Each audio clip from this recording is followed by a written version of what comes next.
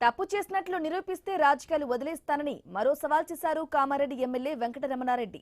ఎన్ని కేసులు పెట్టినా వెనకడుగు వేసేదే లేదన్నారు.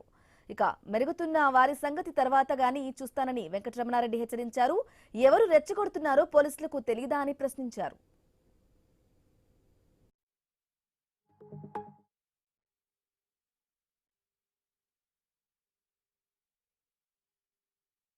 నేను ఇప్పుడు నా మాట మీద నిలబడే ఉన్నా. ఒక్క గజం కాదు, ఒక ఇంచు జాగా అటు ఇటు పోయినట్టయితే ఈ 60 సంవత్సరాల్లో ఎప్పుడైనా తప్పు చేసినట్టయితే ఇవాళ రాజీనామా చేసి రాజకీయ సన్యాసం చేయడానికి నేను సిద్ధంగా ఉన్నాను. 6 10 మందిని అరెస్ట్ చేస్తుండొచ్చు పోలీసు. ఈ యుద్ధం ఇట్లాగే నడిస్తే 100 కేసులు అవుతుండొచ్చు, 200 కానీ. కేసులు చేసి చేసి పోలీసులకు చేతులు నొప్పెట్టాల తప్ప మేము వెనకడుగు చేసే ప్రసక్తే లేదు. ఒక్కొక్కటి అన్నీ కూడా తీసి బయట పెడతాం, విడిచిపెట్టే ప్రసక్తే లేదు. అధికారులు ఇది నిగ్గు తెల్చాలి.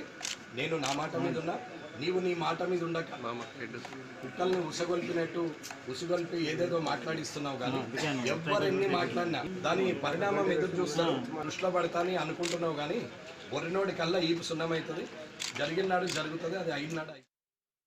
కలెక్టర్ను కలిశారు ఎమ్మెల్యే రమణారెడ్డి. ప్రభుత్వ కళాశాల భూముల అంశాన్ని చర్చించారు. అనంతరం వినతి పత్రం అందించారు.